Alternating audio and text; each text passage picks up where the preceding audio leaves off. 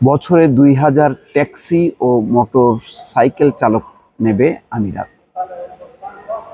এটা একটা খুবই দুর্দিনের মধ্যে একটা সুখবর বলা যায়।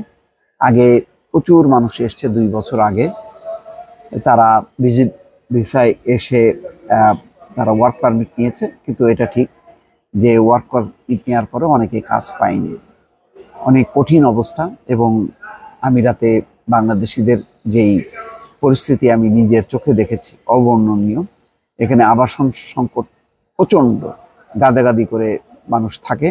এটি একেবারেই মানে অমানবিক একটি পরিস্থিতি। দুবাইটা যত সুন্দর দেখতে, আপনারা এসে চকচকা দুবাই দেখেন, বুর্জ আল খলিফার সামনে অনেকে ফটো সেশন করে, কিন্তু বাস্তবে পরিস্থিতি খারাপ।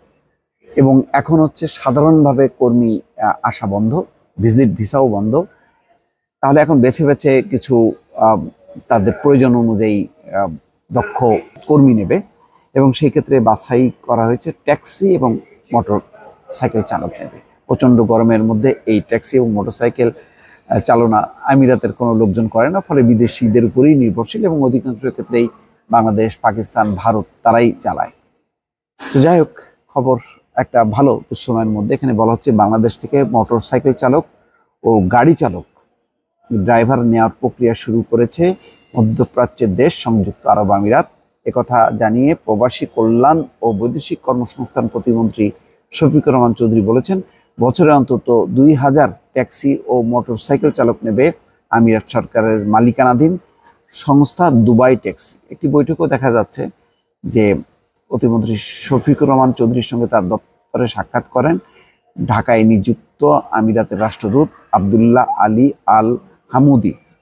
প্রবাসী কল্যাণ মন্ত্রণালয়ে বৃহস্পতিবার সাংবাদিকদের প্রশ্নের জবাবে মন্ত্রী এসব বলছেন।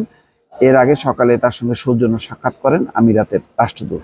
প্রতিমন্ত্রী বলেন, প্রতি বছর বাংলাদেশ থেকে ১,০০০ মোটর সাইকেল চালক ও ৩০০ ট্যাক্সি চালক আমিরাত নেবে। চলতি বছর নেবে ৩০০ ট্যাক্সি চালক, আর আগামী বছর থেকে কমপক্ষে ২,০০০ করে ট্যাক্সি ও মোটরসাইকেল চালক নেবে দেশটি।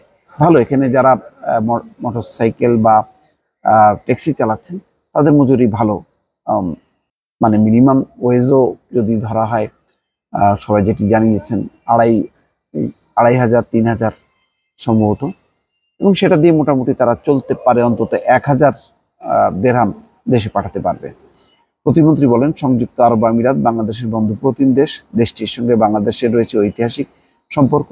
দক্ষ জনবল কাঠামোর মাধ্যমে বন্ধুপ্রতিম দুই দেশের মধ্যে সৌহার্দ্যপূর্ণ সম্পর্ক আরও জোরদার হবে। তিনি জানান, গত মাসে সংযুক্ত আরব আমিরাত সফরকালে বাংলাদেশ থেকে কর্মী নিয়োগকারী ১৬টি কোম্পানির চেয়ারম্যান বা প্রধান নির্বাহীর সঙ্গে বৈঠক করেন প্রতিমন্ত্রী। এর মধ্যে অন্যতম দুবাই ট্যাক্সি। সেই বৈঠকের ফলে ইতিমধ্যে দক্ষ কর্মী নিয়োগ শুরু করেছে দুবাই ট্যাক্সি কর্পোরেশন। ঢাকায় নিযুক্ত সংযুক্ত আরব আমিরাতের রাষ্ট্রদূত হামুদি বলেন, বাংলাদেশ থেকে নিযুক্ত শ্রমিকরা সংযুক্ত আরব আমিরাতের শ্রম আইন অনুযায়ী বেতন পাবেন। যাক, এটা ভালো সুসংবাদ।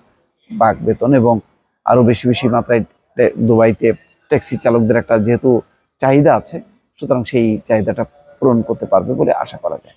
ভালো থাকবেন, আল্লাহ হাফেজ।